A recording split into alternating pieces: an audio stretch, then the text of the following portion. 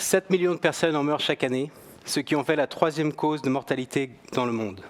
Ceci est l'impact direct des polluants toxiques dans l'air.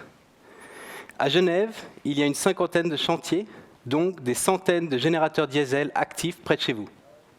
Il y en a 120 millions dans le monde et chacun pollue l'air que nous respirons tous les jours. Ces générateurs sont très populaires car ils sont fiables, pratiques et rentables. Et ils sont nécessaires pour l'alimentation des chantiers de construction et des industries hors réseau électrique. Mais bien sûr, ils viennent avec un inconvénient, la taxe environnementale. Ils émettent du CO2 et des polluants toxiques.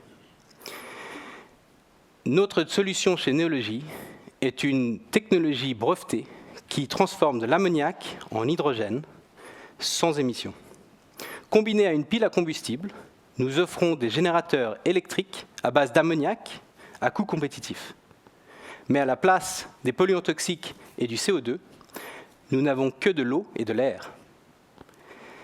Chaque unité que nous vendons évite l'émission de 1300 tonnes de CO2. Vous vous demandez sûrement pourquoi l'ammoniac ?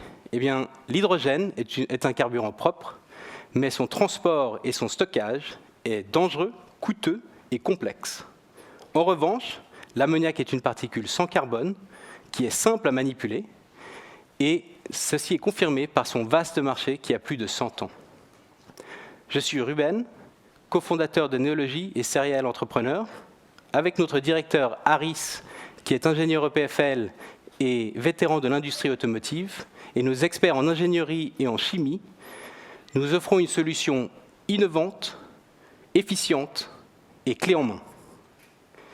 Nous sommes au stade du kilowatt, qui est prouvé dans notre laboratoire et sur un prototype, ainsi que sur certains projets avec clients. Et nous avançons au scale du mégawatt, en collaboration avec les HES de la région et l'EPFL. Nous sommes en pleine phase de levée de fonds seed et en phase de scale-up technologique pour répondre à la demande croissante de nos clients, notamment des chantiers de construction.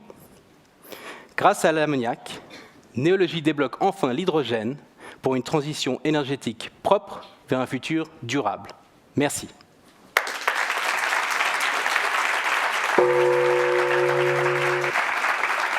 Merci. Timing tout à fait respecté. J'invite le public à poser ses questions sur Slido. Vous savez faire. Et pendant que le public pose ses questions, on va prendre une première question. Ouais, Olivier ? Bonsoir. Bonsoir et félicitations. Merci. Si j'ai bien compris, vous avez besoin d'hydrogène pour pouvoir le transformer en ammoniac. Quel est le bilan finalement total de l'utilisation de l'ammoniac dans votre système? Est-ce que vous avez besoin, par exemple, d'hydrogène propre, par exemple?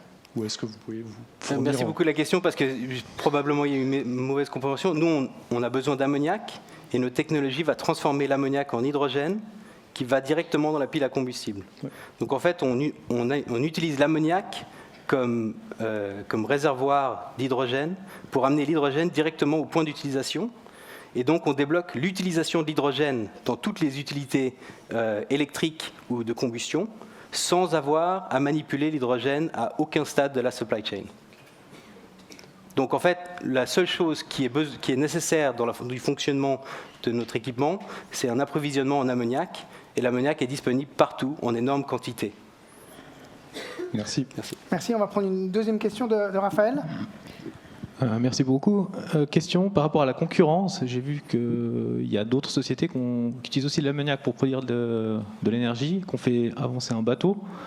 Comment vous positionnez-vous par rapport à cette concurrence, qu'elle soit directe ou potentiellement indirecte sur d'autres façons de produire de l'énergie? C'est très difficile de savoir exactement ce que les concurrents font, car ils sont tous en stade très débutant. Donc la technologie n'est pas forcément... c'est difficile de voir exactement ce qu'ils font.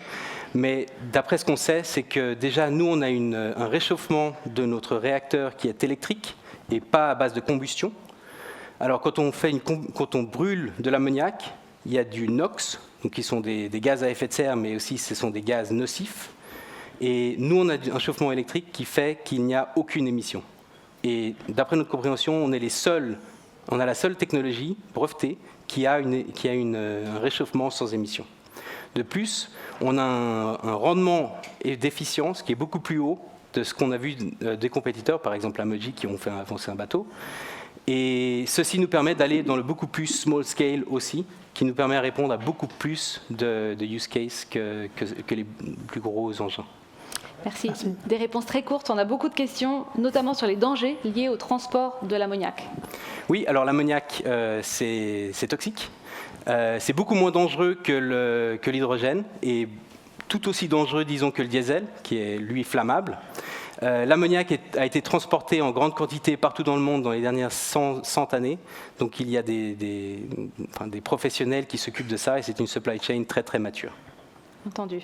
À combien revient le kilowattheure versus un générateur standard à diesel? C'est une très bonne question. En gros, si on ignore le prix du device, le kilowattheure va être environ la moitié du prix que le diesel. Si on prend en compte le coût du générateur lui-même, on arrive à environ un prix équivalent tant que la tonne de l'ammoniac est en dessous de 400 € la tonne. Très vite, comment on se procure de l'ammoniac sur un chantier? On la commande n'importe où. Merci beaucoup. Merci bien. Merci.